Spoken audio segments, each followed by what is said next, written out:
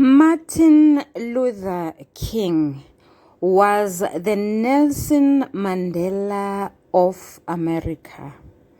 He lived in the South, where racial segregation was the order of the day. One day he said, and I open quotes, "Take the first step in faith. You don't have to see the whole staircase, but take the first step." I close quotes. I guess it is clear to everyone that watches and listens to this video that there is an analog between the video as well as the quotation by Dr. Martin Luther King of the United States of America.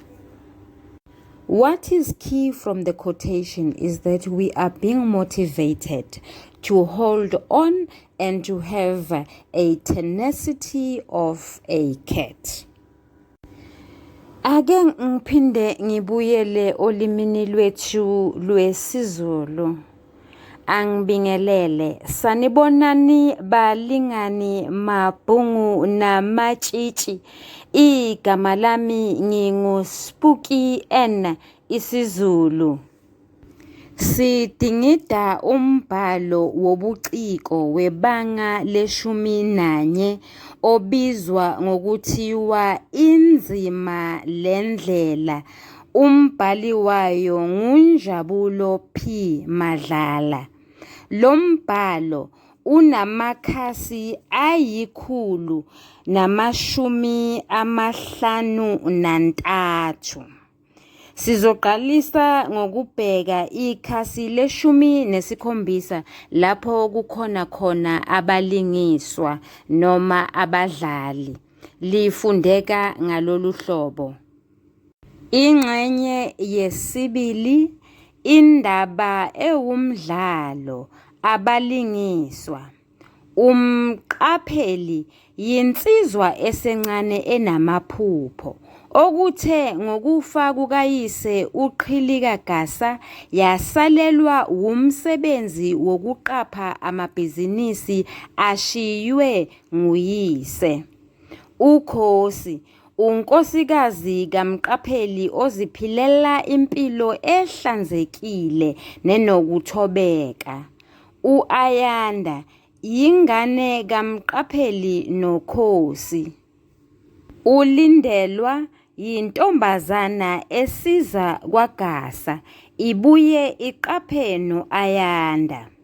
uLindokuhle umfanyana owatholwa ngumqapheli kwabezenhlalakahle. uSakhile yinsizwa esebenza emabhizinisini akwaGasa. uThembeka unkosikazi kaSakhile. uDlomo isisebenzi sezenhlalakahle. uMbhele isikhulu sezenhlalakahle. uMrs Dupree imantshi yasenkantolo yabantwana. uSandra yintokazi esebenza ehhotela lase-Nairobi. Umfundisi yinsizwa esikhulile ephethe ibandla lapho kusonta khona abakwaGasa. Umfundisikazi umama ohloniphekile oshade nomfundisi. Umshumayeli isiyothongwana sendoda edume ngokushaya umhlahlo esontweni. uMagqubu umngane omkhulu kaQhilika uyise kamqapheli ongasekho. uWeta yinsizwa yeShayina esebenza ehhotela laseMgungundlovu. uThisha uthishela ofundisa u-Ayanda esikoleni. uGubese yinsizwa esikhulile ewuhlaka lwenyanga uNhliziyombi. Iphoyisa umfundi wezindaba. Yini engikuqaphelayo?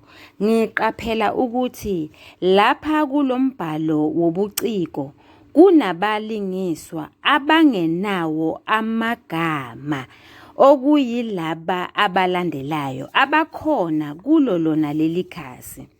Sithola uWeta akabiziwe ngegama lesishayina. Sithola uthisha asazi noma bekuwuthisha okhuluma isilungu noma bekuwuthisha okhuluma isiZulu. Sithola iphoyisa, sithola umfundi wezindaba, sithola umshumayeli, nanoma ke umshumayeli la phambili kuleli khasi mhlambe angisho kanjalo enganikeziwe igama lakhe, kodwa siyazi ukuthi lo mshumayeli lona isibongo sakhe besingesakaHlongwane njengoba kuveziwe ekhasini lama-21. Siphinde sithole abalingiswa abalandelayo nabo abangenawo amagama, umfundisi kanye nomfundisikazi. Siphinde sithole abalingiswa abangabhaliwe, abangashiwongo, yilaba abalandelayo: uNhliziyombi oyinyanga enkulu, oh Jesus. Uxolo kuleyo ndawo bengifuna ukuthi sithola ukhukhuva lwenyanga uNhliziyombi oyinyanga kaMqapheli. Phambilini ube yinyanga kaQhilika onguyise kaMqapheli. Siphinde sithole umfundisikazi uPhoswa. Mhlawumbe umbhali umshiye ngabomu ngoba akukho lapho simuzwa ekhuluma khona. Nangenkathi umfundisi emnikeza ithuba lokuthandaza asimzwanga ethandaza. Siyabonga. Asifundenike. Inkundla yokuqala, isigcawu sokuqala. Sivule abakaki. Kusemngcwabeni kaQhilika Gasa, obekungusomabhizinisi wendawo owaziwayo. Kunetende elikhulu eligcwele abantu. Izimoto zithe chithi saka negceke. UMqapheli uhleli esihlalweni esiseduzane kwebhokisi likayise elimbozwe ngendwango enamalogo ezinkampani akade ebambe iqhaza kuzo. Uhlome ikhanda phansi. Sivale abakaki. Sizokuma kancane ukufunda ukuze sicubungule, sichaze, sihlaziye. Kunombuzo omude. Singasho ukuthi yinkomba, singaphinde futhi sisho ukuthi uphawu lokuhlaziya olubizwa ngokuthiwa lingumyalezo wokwenzeka enkundleni yokudlalela. Ake sibekise, sibona ngani-ke manje ukuthi umbhali wencwadi usethinte lenkomba, usethinte lowo mbuzo, usethinte uphawu noma lolo phawu lokuhlaziya. Sibona ngokuthi asebenzise abakaki noma aphinde asebenzise amagama abhalwe ngefonti ehlukile. Qaphela mfundi, qaphela thisha, akekho umuntu ozokubuza ukuthi kungani lamagama abhalwe ngefonti ehlukile ephepheni lesibili. Kodwa ungakhona umbuzo omfushane ungakhona umbuzo omude kwazise imibuzo emfushane isuselwa embuzweni emide. Ungakhona umbuzo othinta imiyalezo yokwenzeka enkundleni yokudlalela. Sesibona ngani ukuthi umbhalo ukhuluma ngemiyalezo. Sitshelwa amagama afakwe kubakaki, siphinde sitshelwe ngamagama asebenzise noma lapho kusetshenziswe ifonti eyehlukile. Ngiyathemba kuyezwakala. Ake siboneke imiyalezo yokwenzeka enkundleni yokudlalela yenzani emdlalweni. Isethulela isizinda. Sonke siyasazi isizinda ukuthi sithinta okuthathu okuyindawo, isimo senhlalo kanye nesikhathi. Okungichazayo ngalokhu engiqeda ukukusho ukuthi izinkomba noma imibuzo emide noma izimpawu zokuhlaziya ziyathelelana, zihlobene. Imiyalezo yokwenzeka enkundleni yokudlalela ihlobene futhi iyathelelana kanye nesizinda. Ake siboneke kukuphi lapho sifuna ukubona indawo okuyingxenye yesizinda kusemgcwabeni. Yindawo leyo. Akusho ukuthi njalo umbhalo uzoyigagula ngegama layo indawo. Kuyenzeka ngesinye isikhathi athi esiteshini sebhasi. Akashongo ukuthi igama laleso siteshi leso liyini. Athi esiteshini sesitimela. Angasho ukuthi ukhuluma ngesiteshi sase-Sandton. Angasho ngokuthi ukhuluma ngesiteshi sase-Centurion. Angasho ukuthi ukhuluma ngesiteshi sase-Waterfall Boven kulaba abahlala eMpumalanga. Ngakho-ke yindawo. Ake siboneke ukuthi sasinjani isimo senhlalo. Isimo senhlalo asisihle. Impela nje uma athi kusemgcwabeni kuyobe kuhlekwa yini emgcwabeni ngoba kuyakhalwa. Sesiyabona ukuthi lapha kusuke esikanandi kuyakhalwa. Isimo senhlalo asisihle ngoba kushone umnumzane ongusomabhizinisi uQhilika wakwaGasa. Ake siboneke manje isikhathi esanamuhla sitshelwa yini. Okokuqala igama elithi itende, okwesibili igama elithi izimoto, okwesithathu igama elithi esihlalweni kwebhokisi, amalogo ezinkampani. Lawo magama oyisithupha ayasibonisa ukuthi lokhu kwenzeka esikhathini samanje. Sizoqhubeka nokufunda. Umfundisi. Sivule abakaki. Ngemuva kokuhlabelela ingoma enomunyu, sivale abakaki. Ngizocela umfundisikazi uPhoswa asithandazele. Isizathu esenza ukuthi Jesus uqolo. Isizathu esenza ngithande kuvule yena ngokuthi uQhilika kudala angicela ukuba ngimise umfundisi wesifazane kuleli bandla. Phela sesiyalingana manje nabantu besifazane, ngakho nabo kufanele babe ngabafundisi. Ngebhadike uQhilika uhambe ngingakamthuli umfundisi uPhoswa kuye. Ake uthandaze mfundisi usivulele. Sivule abakaki bacimeze bonke abantu kuthandazwe. sivale abakaki. Umfundisi, sivule abakaki, aqhubeke ngezwi elinomunyu, sivale abakaki.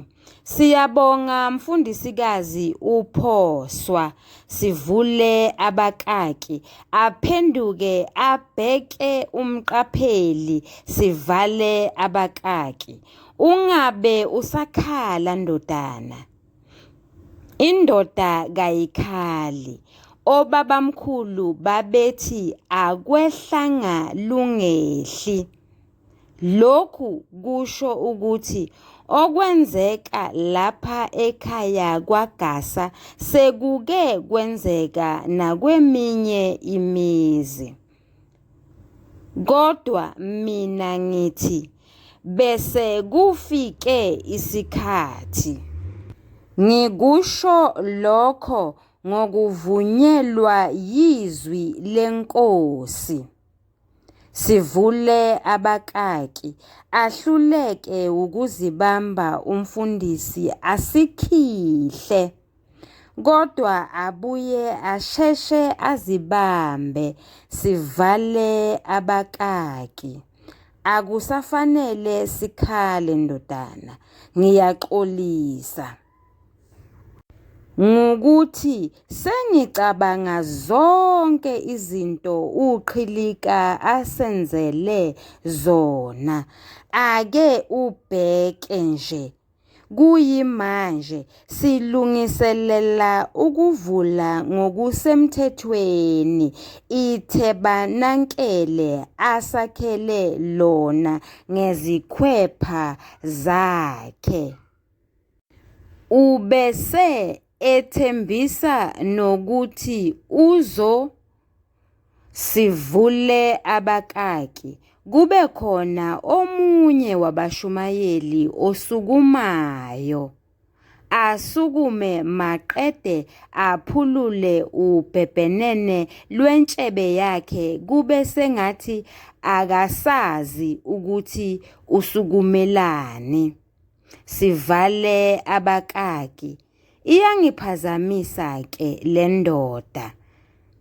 Ngizonidedela bashumayeli bam, nani nikhulume, ngiyazi niyasha. Phela le ndoda ibiyisimangaliso. Sivule abakaki. Kusenjalo iqubule kakhulu le ndoda bese ikhuluma ngezilimi ibheke phezulu, kube sengathi kukhona ekubonayo. Kusenjalo kuphinde kube khona osho ngengila. Bala nebandla lilandele kuze kugcine sekusukume wonke umuntu. Kuculwe. Abanye bayadlalisela kanti abanye bashaya indilinga bazungeza ibhokisi. Bebodwa nabakhalayo bebalisa ngokushiywa ngumuntu owusizo emphakathini. Sivale abakaki. Umfundisi, sivule abakaki, usejuluke useyaconza, sivale abakaki. Ngiyabonga mshumayeli, ngiyabonga nakini makholwa ngokuhuba kwenu okuhle kangaka ngosuku olubi kangaka. Ngineqiniso lokuthi noGasa ubezojabula ukube ubekhona. Sivule abakaki, asule umjuluko ngeduku elalimhlophe ngokomthetho. Kodwa ngenxa yobude bendlela selize lagqwala. Sivale abakaki. Ngizobuyela kuwena ndodana, unenhlanhla engandele bani. Ontanga yakho bayahlupheka lapha emnyango, bantula imisebenzi. Ububha budlangile, kodwa amatoho ayingcosana. Kodwa ake ubheke nje ukuthi wena ube nenhlanhla engakanani. Uyihlo ukushiye noxhaxha lwamabhizinisi. Konke lokhu ukushiye ezandleni zakho nomkakho ukhosi. Ungasiphoxi-ke mfana. Ungenzi izinto ezingcolile ngalelifa olishiyelwe nguyihlo. Sifuna ukukubona uqhubeka lapho kugcine khona uyihlo ndodana. Sifuna ukukubona wakha amanye amathuba emisebenzi. Okukhulu kunako konke nje mfana wami, sifuna ukukubona njalo ngesonto uya endlini yesonto. Ukhumbule njalo ukuthi leyo ndlu yesonto sayakhelwa nguyihlo. Lokhu wakwenza ngoba enothando lwaleli sonto lethu. Sifuna ukukubona njalo kuleya ndlu. Sivule abakaki, ashaye isikhwehlela esincane ebese eqhubeka sivale abakaki. Ngizogcina ngokukukhumbuza mfana wami ukuthi isikhuni esisodwa siyacima. Sengathi ungahlala njalo mfana wami usondelene nabantu abadala, ikakhulukazi labo akade bengabangani noyihlo uGasa. Sivule abakaki athi ukuthula.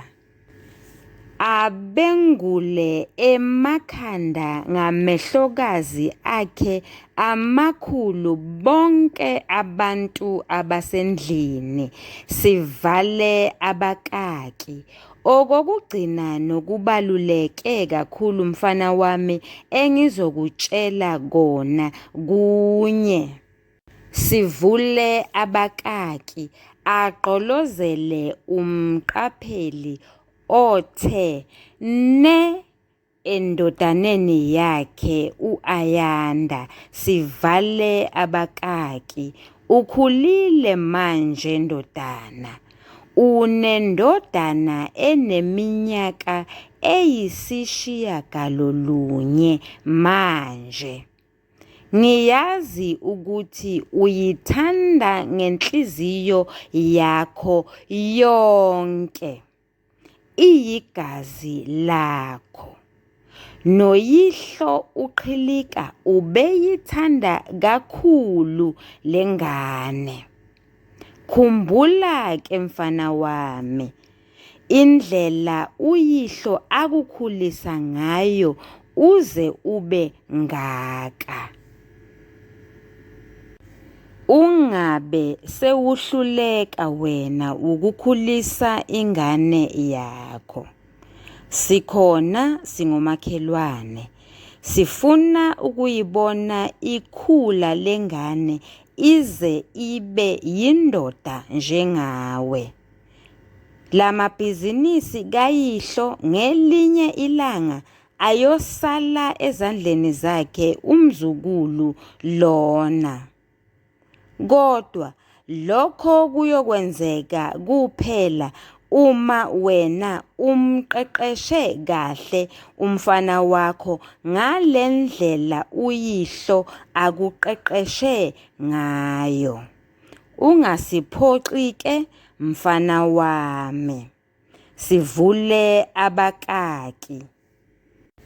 ahlale phansi umfundisi ebese kungena ezinye izikhulumi. Kukhona nesithunywa esimele umnyango wezokuthuthukiswa komnotho. Bala sikhulume naso, siqephuze ngale ndoda yamadoda elele. Kuthi kusenjalo aphinde asukume lowaya mshumayeli oke wasukuma ekuqaleni maqede wangasho lutho. Sivale abakaki. Ngicela ukuma kancane, sichaze, sicubungule, sihlaziye. Isakhiwo somdlalo sinesethulo. Isethulo sithinta okuthathu: umlingiswa osemqoka, ovelele, oqavile, omkhulu. Siphinde sithinte isizinda. Okwesithathu siphinde sithinte isisusa sodweshu. Ake siboneke, ngubani umlingiswa osemqoka noma umdlali ovelele? Singakhohlwa ukuthi umdlali ovelele noma umlingiswa osemqoka womdlalo unegama lakhe esilibiza ngokuthi ungummeleli. Umdlali osemqoka noma ummeleli walomdlalo ngumqapheli gasa oyindodana kaQhilika. Omunye umfundi athi, hawu, umem usho kanjani? Ngoba ithi iqalisa incwadi noma umbhalo wobuciko ukhulume ngomfundisi. Lokhu ngikusho ngoba umbhali wale ncwadi noma walombhalo wobuciko uNjabulo P. Madlala unobuchule, uhlakaniphile, usebenzise umlingiswa othile ongumfundisi ukusethulela umlingiswa osemqoka. Ake siboneke. Ekhasini le-18 ngenkathi umfundisi ekhuluma uthi kumqapheli, akusafanele sikhale ndodana. Lawo magama ayasicacisela ukuthi umqapheli ubekhala. Umqapheli akesabi ukuveza imizwa yakhe. Angithi sivamise ukuthi abantu besilisa bakhali, kodwa-ke lona akesabi ukuveza imizwa yakhe. Uyasikhombisa ukuthi ubeqhatha umunyu ekhala ngokushonelwa nguyise. Asimbonanga futhi asimzwanga ekhala, kodwa sethulelwa ngumfundisi ukuthi umqapheli ungumdlali onjani noma umqapheli ungumlingiswa onjani. Siphinde sizwe ngaye umfundisi ukuthi umqapheli ungumlingiswa ongazimbandakanyi nabantu asebethe ukukhulakhula, ngoba umfundisi uthi ekhasini la-20 uthi, Ngizogcina ngokukukhumbuza mfana wami ukuthi isikhuni esisodwa siyaqima. Sengathi ungahlala njalo mfana wami usondelene nabantu abadala, ikakhulukazi labo akade bengabangani noyihlo uGasa. Lokho kuyasikhombisa phela ukuthi umqapheli ube nabangani abangontanga yakhe, hhayi abadala. Ngizocela ukubuyela ekhasini le-19. Ngiyaxolisa. Kufanele izigameko zilandelane. Uyabona, umuntu angathathi lokhu okuseqaleni abese eyolanda okusekugcineni. Ngiyaxolisa kuleyo ndawo. Ngenze njalo-ke nami. Siphinde sivezelwe ngumfundisi ukuthi umqapheli ubengeyena umuntu othanda ukuya esontweni ayohlanganyela nabanye abazalwane. Simuzwa ethi umfundisi, sifuna ukukubona wakha amanye amathuba emisebenzi. Okukhulu kunako konke nje mfana wami, sifuna ukukubona njalo ngesonto uya endlini yesonto.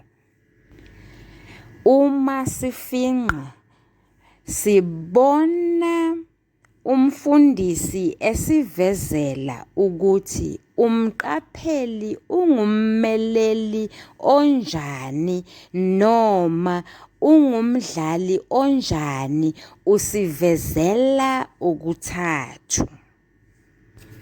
Ubekhala ngokushonelwa uyise. Okwesibili, ubengayi esontweni.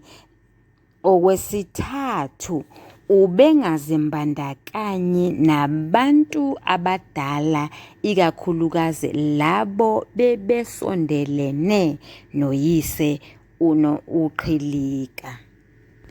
Sesiqedile ngengxenye yokuqala yesethulo.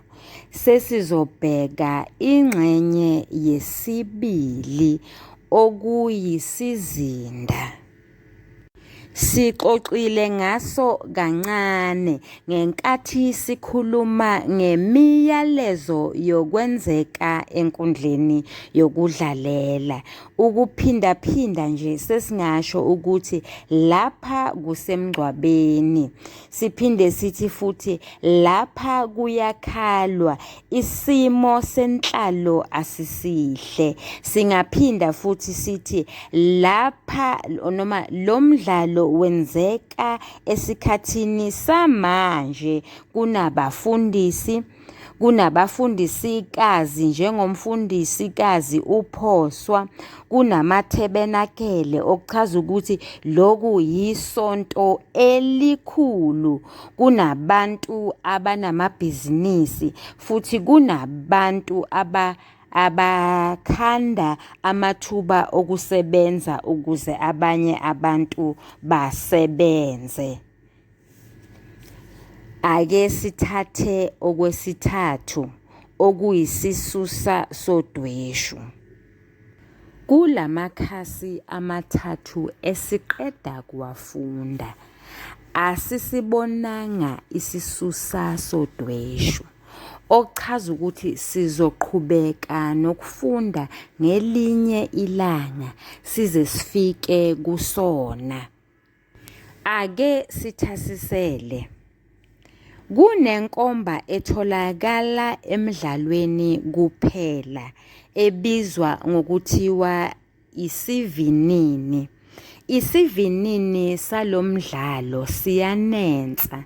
Sisho ngani? Sisho ngoba lo mdlalo okokuqala unabadlali abevile 12 ku-12. Okwesibili, unabadlali abangenawo amagama. Mhlawumbe besingakwazi ukubona uweta enkundleni yokudlalela ngoba umbhali beseshilo ukuthi futhi ungowaseshayina. Kodwa-ke bekungelula ukubona uthisha nokubona, ake ngibe kanje, bekungeke kwabalula ukubona ukuthi umqapheli usesikoleni manje ngoba asikwazi ukuqukula isikole siyosifaka emdlalweni waseshashalazini noma enkundleni yokudlalela. Ngakho-ke isivinini salomdlalo siyanensa. Zikhona-ke nezinye izinto ezenza ukuthi sithi siyanensa, kodwa okwanamhlanje sizokhuluma kuphela ngabalingiswa. Sizothi uma siqhubeka nokufunda umdlalo sihambe sisho lapho sibona khona izimpawu eziveza ukuthi isivinini siyanensa. Siyabonga, ngicela ukuma lapho. Kodwa-ke ngaphambi kokuthi ngivalelise ngicela ukusho ukuthi imiyalezo yokwenzeka enkundleni yokudlalela nayo itholakala emdlalweni kuphela. Nisale kahle bafundi, nisale kahle balingani, ningakhohlwa ukusubscribe Nkosi yami. Sicela ukuthi nazi ukuthi sinamashaneli amathathu. Eyokuqala yilena ethi Grade 12 Intervention. Eyesibili yilena ethi The Curriculum Breakdown. Eyesithathu yilena ethi isiZulu File The Chat Room. Sibonga kakhulu, nisale kahle.